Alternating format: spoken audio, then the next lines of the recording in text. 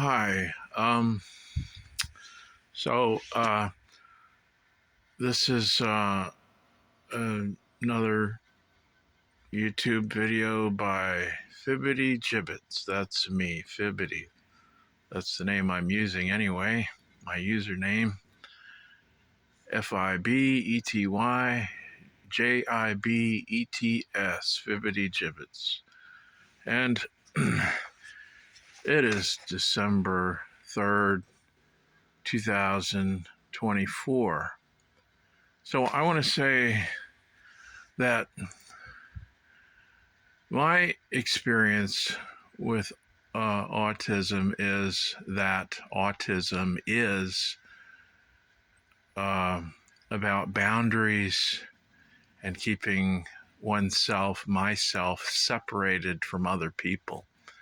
It's about protection of myself, and not just for me, but for lots of people with autism who plug their ears to other people's noises, who recoil at other people's unwelcomed touches, uninvited touches, and who plug their ears at other people's unwelcomed, uninvited, trespassing noises.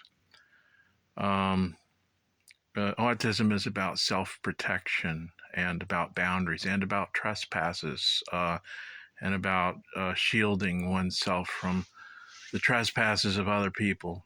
So I also want to say that uh, policing that people like to talk about as if that's a bad thing for autism is ridiculous, and I want to explain why.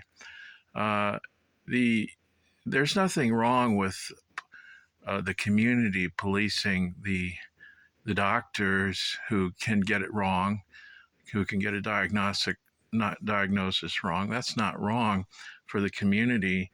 And that when communities police the actual police, law enforcement by auditors, that's a good thing. So that's the community policing the police. You have to have people policing the police, and you have to have police policing people, whether it's law enforcement or whether it's psychiatrists and medical doctors policing what is autism. You can't have the general public and deciding who's autistic based on popularity or uh, uh, nonsensical acceptance of the community in some nebulous way, which amounts to nothing as far as pinning down and hanging a diagnosis and getting to the truth about when a person with particularity has autism. That is done by a medical doctor. And you cannot, for example, with law enforcement, you can't say, I'm a police officer. You can't do that. In fact, you'll be arrested if you do that. But you can get out your phone and record them beating on George Floyd. And that is auditing and policing the police. And you have to have medical doctors and psychiatrists, even if they sometimes get it wrong, doing a diagnosis of somebody and giving them tests and appraising on particulars whether or not they have autism based on behaviors, not based on identity, because you decide that you want to be uh, um, uh, an autistic person because you like the social atmosphere, or because you like socializing with autistic people, or because autistic people seem more accepting to you, and you feel so accepted.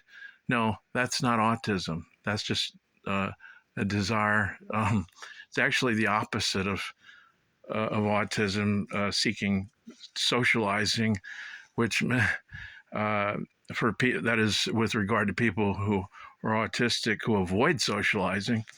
Ironically, not that people with autism don't also seek some socializing, but they have great difficulty with it. That is a characteristic of real autism, is having a lot of difficulty with socializing and with generally with being around people because of fear of people.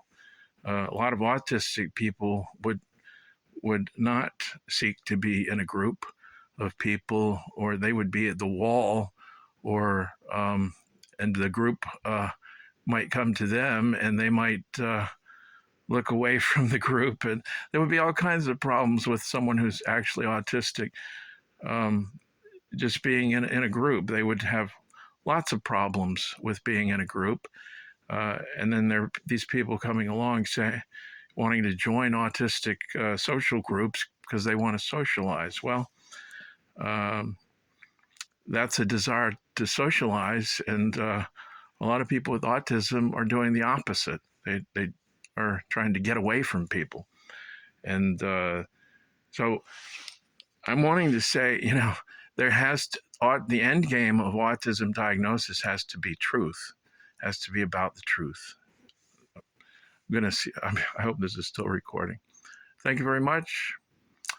And so I'm all for medical diagnosis, and I'm not at all in favor of non-medical autism. That non-medical autism is an absurdity, and the people pushing for it are not interested in the truth.